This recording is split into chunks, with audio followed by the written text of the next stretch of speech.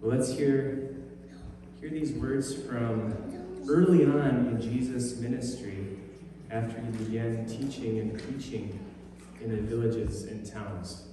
Here's what Matthew records. When Jesus saw the crowds, he went up the mountain, and after he sat down, his disciples came to him. Then he began to speak and taught them, saying, "Blessed are the poor in spirit, for theirs is the kingdom of heaven. Blessed are those who mourn, for they will be comforted. Blessed are the meek, for they will inherit the earth. Blessed are those who hunger and thirst for righteousness, for they will be filled. Blessed are the merciful, for they will receive mercy. Blessed are the pure in heart, for they will see God. Blessed are the peacemakers, for they will be called children of God. Blessed are those who are persecuted for righteousness' sake, for theirs is the kingdom of heaven. Blessed are you when people revile you and persecute you and utter all kinds of evil against you falsely on my account. Rejoice and be glad, for your reward is great in heaven. For in the same way they persecuted the prophets who were before you." Here ends the reading.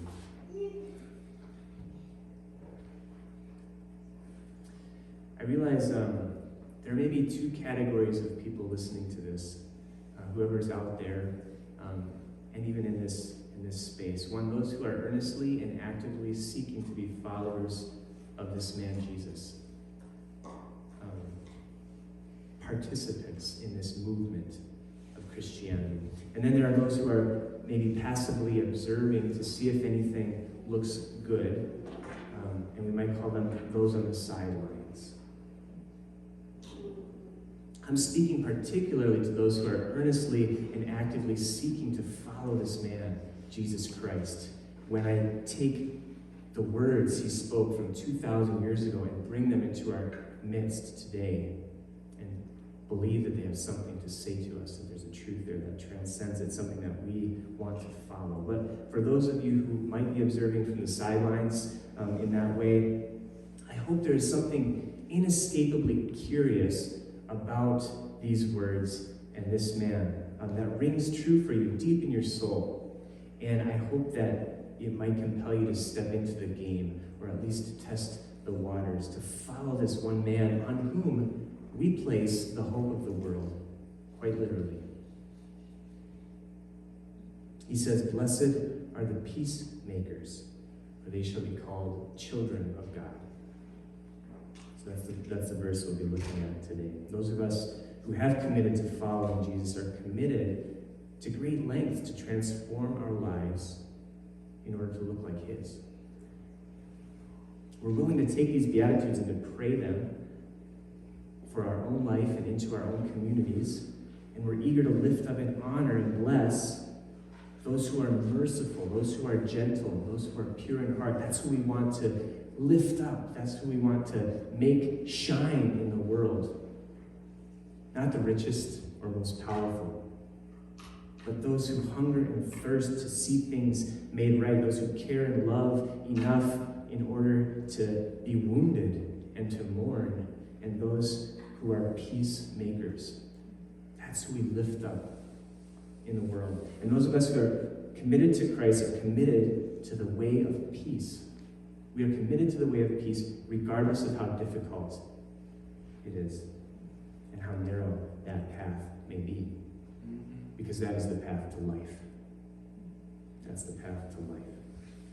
In contrast to our culture, we might hear something like this. Our culture celebrates those who stand up for themselves and their rights. Blessed are those who take what they can get. Blessed are the rich, the powerful, and the winners. To them are the spoils. This is something our culture kind of inhabits, whether they say it directly, not in these terms, right? We don't use the word blessed anymore. But blessed are those who have plenty and never get cold or hungry or thirsty.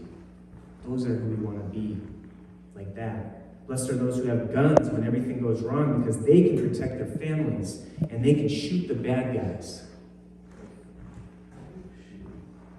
This celebration of violence is so evident in so many of our modern stories. Just take a look. The movie Tombstone, for example. My friend Adam and I used to watch Tombstone. I love this movie. Full disclosure.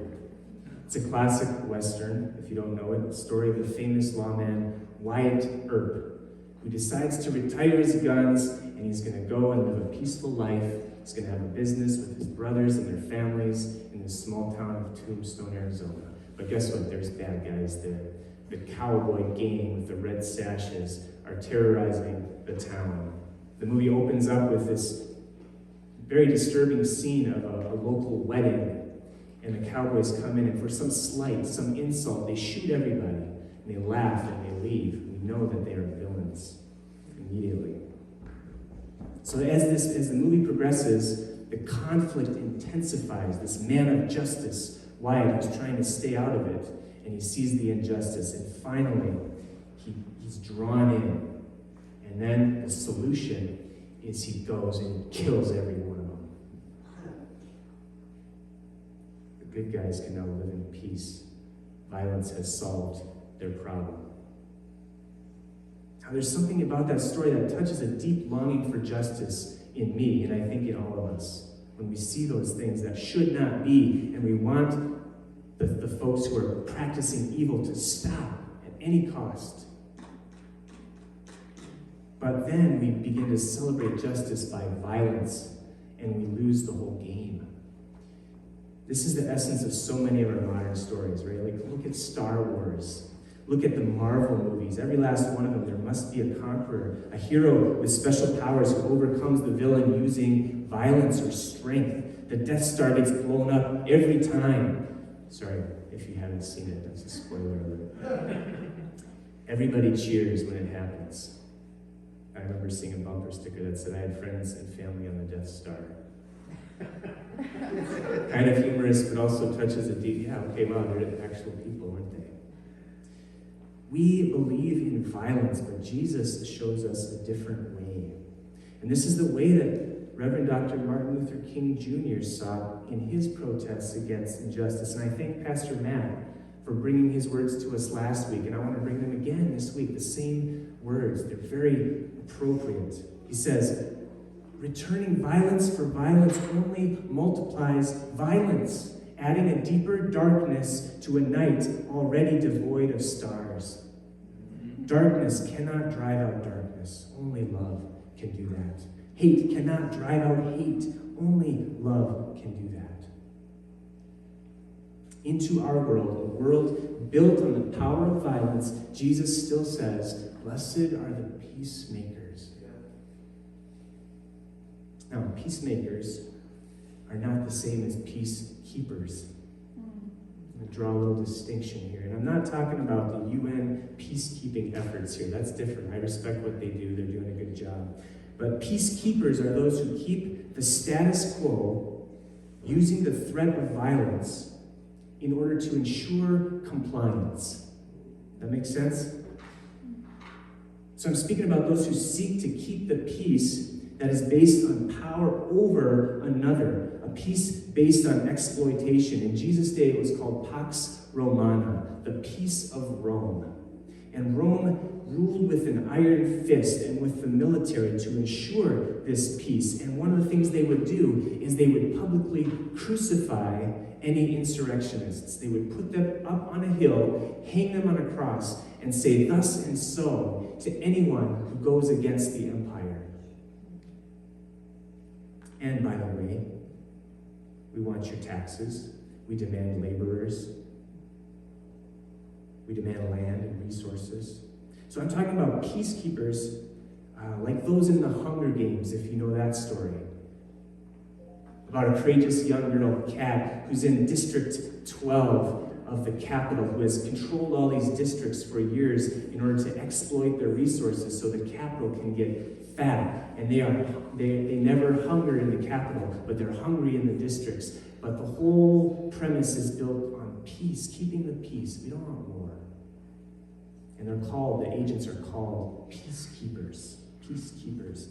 That's what I'm talking about. That's very different. That's not peace. very different from peacemakers. Peace is a desire and action for mutual flourishing without force. It's the desire and action for mutual flourishing without using force, without forcing it. Peacemakers are those who seek creative ways to make that kind of peace. Endlessly creative ways. They work hard at it. Peacemakers are those who identify with both sides in a conflict. They're willing to identify with the other. They risk rejection by their own tribe because they refuse to take only one point of view. They're willing to be disloyal to their own tribe for the greater good. These are peacemakers. Maybe that's why Jesus' blessing of the peacemakers includes a blessing of identity, because they identify with something larger than their small tribe. They identify as children of God. Children, in this sense, means recognizable. And I think Jesus blesses the peacemakers as children of God because God is a peacemaker. And so when God's children are peacemakers, they're recognized as such, right? When someone says, you must be your mother's daughter, you've got her eyes, or you've got her nose, or you walk the same way, you have the same laugh, you make peace the same way as your Father. They shall be called children of God. Because they're recognized as doing what God does through Jesus. I don't know if you remember the beautiful Christ hymn in Colossians. We've preached on it before, maybe you've heard it before. It says, He is the image of the invisible God. All things have been created through him and for him. Talking about Christ now. And through him God was pleased to reconcile all things to himself, whether on earth or in heaven. How? By making peace through the blood of his cross. How about this passage from Ephesians? But now in Christ Jesus, you who once were far off have been brought near by the blood of Christ, for he is our peace. In his flesh he has made both groups into one and has broken down the dividing wall, that is, the hostility between us. He has abolished the law with its commandments and ordinances so that he might create in himself one new humanity in place of the two, thus making peace, and might reconcile both groups to God in one body through the cross, thus putting to death that hostility through it. Peace, peace, peace. You hear it? This is what God is about. So how does the cross of Jesus Christ make peace? Oof. That question is the subject of hours and hours of discussion and pages from theologians. We call it basically atonement theory, or as some would rather call it, the biblical motifs for atonement. What happens when Jesus died on the cross? How does that bring peace to us and reconciliation, as Paul and so many others testify? How does that actually work? Well, perhaps you've heard the theory of God explained, of atonement, of God as a judge, and us as condemned. So we're sitting there condemned, and Jesus comes and says, no, I will take the punishment for this one. That's one way of understanding how that works. Primarily as it relates to reconciliation and peace between us and God, right? What I might call the vertical axis. So let me offer you one way of thinking about this. Not a different way, but a complementary way. And there are many more ways to add richness to our understanding. But here's one way. Imagine the cross as a symbol of our substitutionary, or of our atonement. So the cross has an X and a Y axis, for those of you who are into math, geometry, trigonometry. There's an X and a Y axis. The Y is vertical, that's up to God, and the X is horizontal, that's between us, between each other, okay? So the cross is a symbol of that. And it represents where our relationships to God and to others meet. The love of God, vertical axis, and the love of neighbor, horizontal axis. Now imagine that substitutionary atonement, where God is judge and Jesus takes our punishment. That fits on the vertical axis of the cross. Now, it explains peace this way, up and down, between us and God. But what about the horizontal axis? What about between each other? When I was painting a couple of years ago, I was on a paint crew painting houses. We had one house in the historic district in Grand Rapids, beautiful, big old historic home, multi-story, very high, and of course tight in there, right? There's like a shared driveway on either side. And so our neighbors had their cars parked there, and in order to get up to the higher levels, we had to ask them to move their car. There's the only way, so we could get ladders onto that driveway. But they were hard to find, these neighbors. We had knocked on their door, we tried calling them with the number that they'd given us, we left notes, to no avail. And so we were exhausting all the other possibilities of where we could paint before we had, okay, finally we gotta do this. We gotta do this wall. And so I was painting that day on the porch, and I saw somebody get out of the car and go towards the house.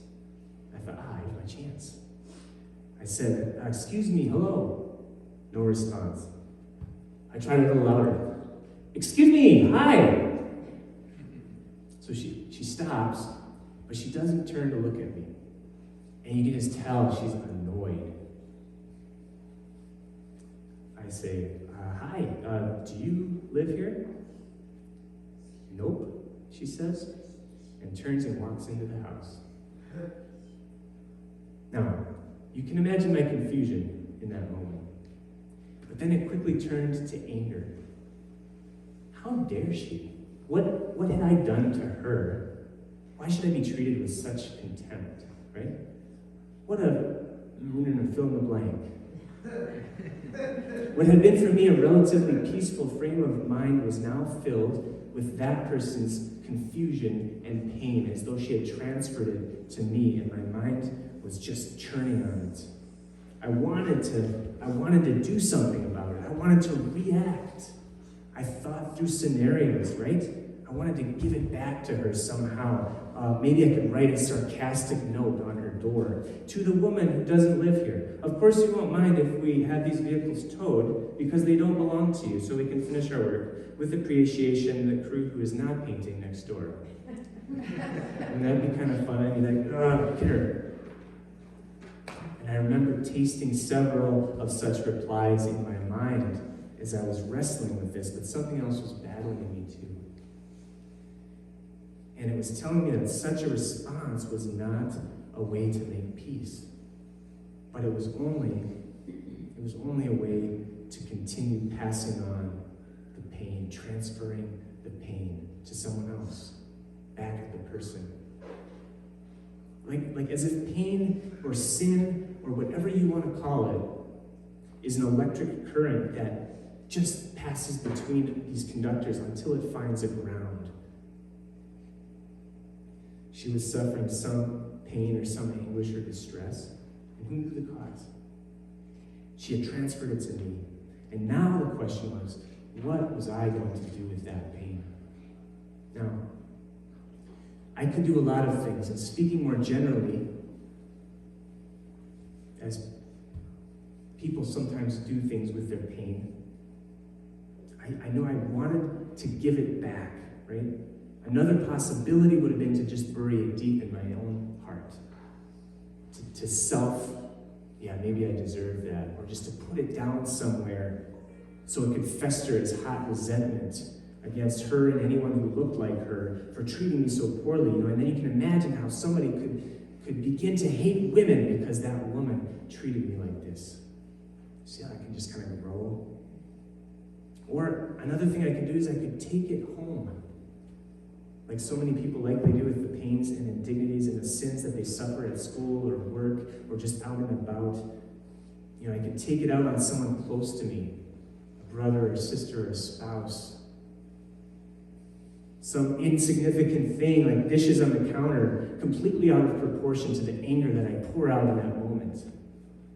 And I pass it on to them. Or I could kick my dog or yell at my dog. All of those things just transfer the pain on that horizontal axis. I could drink it away. Or I could have some other method of like numbing my mind to the pain, to try to forget about it. And what does that do but diffuses it, and ultimately it adds to it by maybe me being disengaged and unattentive when I need to be loving and attentive and present. Do you see how sin can be transferred laterally in this way? It can be passed between us and reflected back and forth and easily become violence and even grow. What was I going to do with this pain that the woman gave me? I knew that there was only one option for me as a follower of Jesus. I needed to take it to the cross, ground it.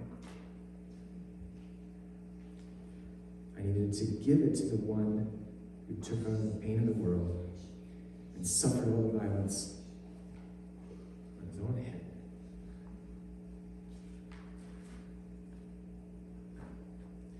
The final round for the electrical current of evil. I needed to release it to Jesus through prayer so that I didn't just keep passing it around, adding to the violence.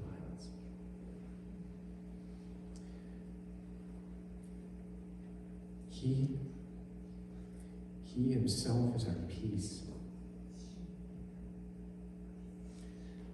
reconciling all of us to God in one body through the cross, putting to death hostility.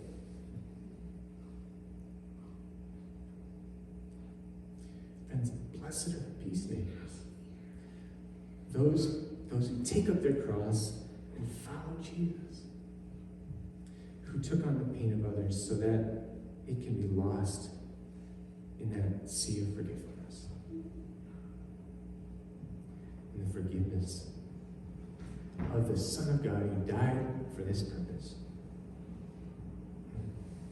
So for those of you who are following Christ, may you be renewed in your efforts towards peacemaking, wherever you may find yourself, whatever situations call for it, internally, with others.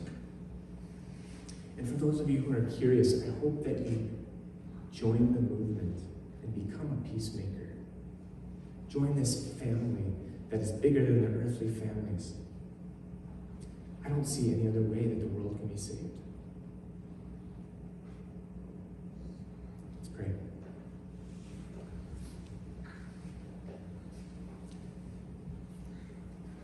Lord, make us instruments of your peace wherever you bring us, in whatever situations you give us. May we be Christ. May we receive the pain of others and bring it to you for the sake of the world.